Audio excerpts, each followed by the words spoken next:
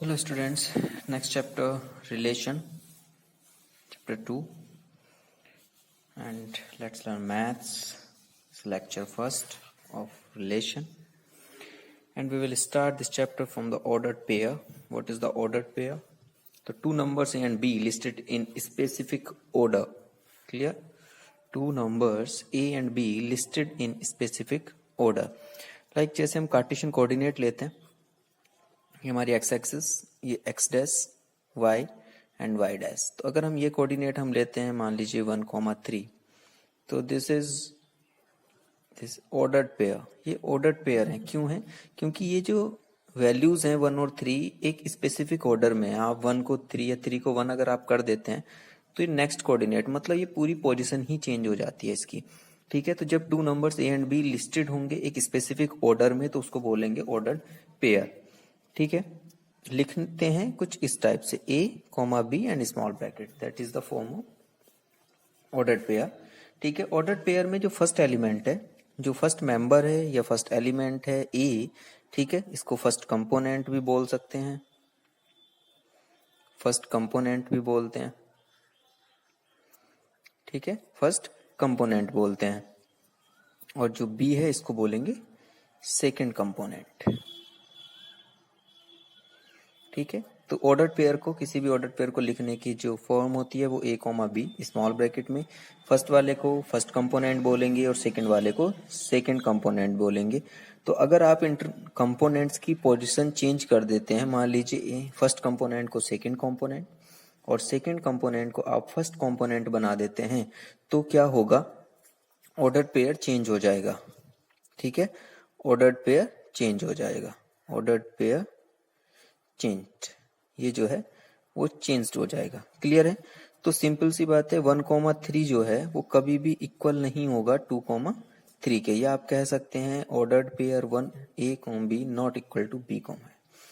तो if and only if condition है, जो फर्स्ट कंडीशन हम पढ़ेंगे ऑर्डर्ड पेयर पर बेस्ड जो क्वेश्चन हैं उनको, उसमें सबसे पहले इसकी एक प्रॉपर्टी आती है इक्वलिटी। इक्वलिटी ऑफ, अभी हम रिलेशन पे नहीं पहुंचे हैं, रिलेशन पे पहुंचने के लिए हमें पहले इसके बारे में पता होना जरूरी है। तो इक्वलिटी ऑफ ऑर्डर्ड पेयर पढ़ते हैं, तो हम वही चीजें पढ़ेंगे जो हमारे लिए जरूरी हैं यहाँ पर। ठीक है, जो नेसेसरी है। तो इक्वलिटी ऑफ ऑर्डर्ड पेयर के बारे में पढ़ते हैं। इक्वलिटी ऑफ ऑर्डर्ड पेयर क्या कहती है कि अगर हमारे पास टू ऑर्डर्ड पेयर है, मान लीजिए a b and c d, that is the two ordered pairs. Clear? तो हम यहाँ कह सकते हैं a b equal to c comma d and if and only if condition, तो उसका साइन हम कुछ इस टाइप से यूज करते हैं। ठीक है, that is the if and only if condition कि A equal to C, first component के इक्वल हो और सेकंड कंपोनेंट के ही इक्वल होना चाहिए, बी इक्वल टू डी होना चाहिए। तो ये if and only if condition है, मतलब कि अगर ऐसा है, मतलब टू ऑर्डर्ड पेयर्स इक्वल हैं, तो हम डायरेक्टली कह सकते हैं कि उसका फर्स्ट कंपोनेंट इसके फर्स्ट कंपोनेंट के इक्वल होगा और इसका सेकंड कंपोनेंट इसके सेकंड कंपोनेंट के इक्वल होगा। क्लियर है इतना? तो अगर ऐसा गिवन है तो हम ऐसा लिख सकते हैं, और कहीं दिया हुआ है कि ए सी के और बी डी के इक्वल है, तो हम कह सकते हैं कि इनसे बनने वाला ordered pair a b c d जो होगा वो आपस में इक्वल होंगे। तो हम एक एग्जाम्पल्स अगर देखें, मैं एक एग्जाम्पल लेता हूं। वो कहता है फाइंड ए एंड बी, ए और बी को फाइंड कीजिए कब? जब a -1 और b+5 इक्वल टू 2,3। तो यहाँ से अगर ध्यान से देखो आप, तो ये टू ऑर्डर्ड पेयर है, एक ऑर्डर्ड पेयर ये है और एक ऑर्डर्ड पेयर ये है। तो इनसे कहा है कि ये दोनों इक्वल हैं। अगर ये इक्वल हैं तो इसका फर्स्ट कंपोनेंट के इक्वल होगा। दोनों को हम इस टाइप से लिख सकते हैं, b+5 equal to 3 and second component के इक्वल होगा। तो यहाँ से a इज इक्वल टू हमें मिलेगा 3 और यहाँ से b इज इक्वल टू 3 - 5 हमें मिलेगा -2। तो इस टाइप से हमने वैल्यूज निकाल ली हैं इनकी। क्लियर है? मैं क्वेश्चन लिख रहा हूँ, इसे आप करेंगे। This is 2a + b, 11 equal to 1a - 3b। अगर ऐसा है तो फाइंड कीजिए ए एंड बी। ठीक है, दिस इज होमवर्क, आप करेंगे question. Clear. Second question, x by 3 plus 1 y minus 2 by 3 equal to 5 by 3 and 1 by 3। तो आपको क्या फाइंड करना है? फाइंड करना है x एंड y, ये भी सेम प्रॉपर्टी से होगा। क्लियर है? ठीक, क्योंकि इसके बाद हमें जो रिलेशन पर पहुंचना है वो यहीं से होकर गुजरना है। हमें पहले रिलेशन पता होना चाहिए, रिलेशन पता होने के लिए हमें पहले ऑर्डर्ड पेयर पता होना चाहिए, क्योंकि जो भी कुछ हो सब ऑर्डर्ड पेयर में चलेगा। ठीक है, उसके बाद हम कार्टेशियन प्रोडक्ट पढ़ेंगे। लीजिए, तो हम जो अब नेक्स्ट स्टार्ट कर रहे हैं वो है कार्टेशियन प्रोडक्ट। कार्टेशियन प्रोडक्ट के लिए सबसे पहले हमने ऑर्डर्ड पेयर को समझ लिया है। तो ऑर्डर्ड पेयर में इतना ज्यादा हमें कोई डिटेल से नहीं पढ़ना है, इतना ध्यान रखेंगे कि ऑर्डर्ड पेयर क्या होते हैं। ए बी टाइप के जो भी एलिमेंट्स, ये पूरा एक एलिमेंट एक ऑर्डर्ड पेयर है, एक ऑर्डर्ड पेयर है। ठीक है, अगर आप इसकी पोजीशन कंपोनेंट्स की चेंज कर देते हैं तो ये सेकेंड ऑर्डर्ड पेयर बन जाता है। क्लियर है? ये दो कंपोनेंट्स इक्वल हो सकते हैं जब फर्स्ट कंपोनेंट फर्स्ट के इक्वल हो और सेकंड कंपोनेंट सेकंड के इक्वल हो। सिर्फ एक ही कंडीशन है इनके इक्वल होने की। क्लियर है इतना? ओके, तो हम कार्टेशियन प्रोडक्ट पर चलते हैं। कार्टेशियन प्रोडक्ट क्या है? जैसे नेम से डिफाइन है, प्रोडक्ट है, और कार्टेशियन मतलब कोऑर्डिनेट्स जो हम पढ़ते हैं, तो एग्जैक्टली कोऑर्डिनेट्स की प्रोडक्ट हमें पढ़ना है।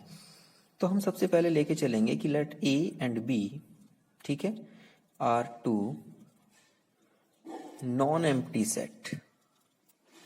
नॉन एम्प्टी का तो मतलब जानते हैं ना, जो हमने स्टार्टिंग में पढ़ा। मैंने बताया कि हमें रिलेशन को समझने के लिए सेट को जानना बहुत जरूरी है। ठीक है, और सेट हमें पढ़ लिया है, इसी वजह से हमने सेट पहले पढ़ा है। क्लियर? तो अब यहाँ कार्टेशियन प्रोडक्ट पढ़ने जा रहे हैं। कार्टेशियन प्रोडक्ट में फर्स्ट आता है, हमने ऑर्डर पेयर पढ़ा, अब चलते हैं कार्टेशियन प्रोडक्ट पर। और कार्टेशियन प्रोडक्ट में हम पढ़ेंगे कि ए और b two non empty set है। आप इसको ऐसे भी लिख सकते हैं, ए 5 के इक्वल नहीं है और बी नॉट इक्वल टू 5 है, मतलब ए और b non empty set. Clear है? तो cartesian product of a and b, cartesian product of a and b, two sets की कार्टेशियन प्रोडक्ट होती है हमेशा। टू सेट्स की कार्टेशियन प्रोडक्ट होती है हमेशा, ये ऑलवेज याद रखेंगे।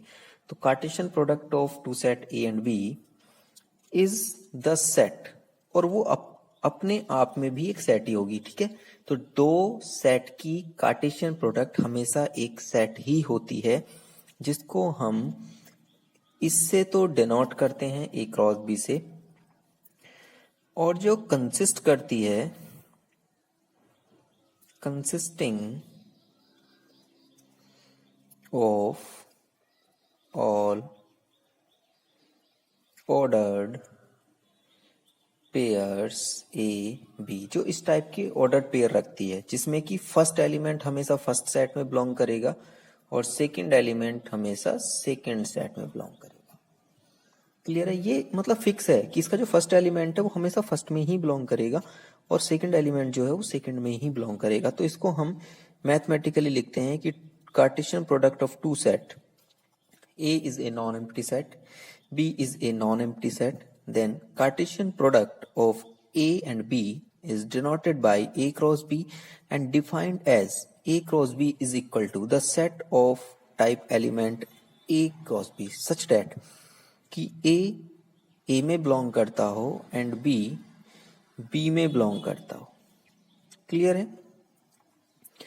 अगर कंडीशन है, हमने पहले पढ़ा कि ए 5 नहीं होना चाहिए, अगर ए 5 हो गया, अगर ए 5 हो गया, या मैं कहूं बी 5 हो गया, अगर एक भी सेट 5 हो गया, 5 का मतलब जानते हैं ना कि हमने स्टार्टिंग में ही लेके चले हैं कि टू नॉन एम्प्टी सेट्स हैं।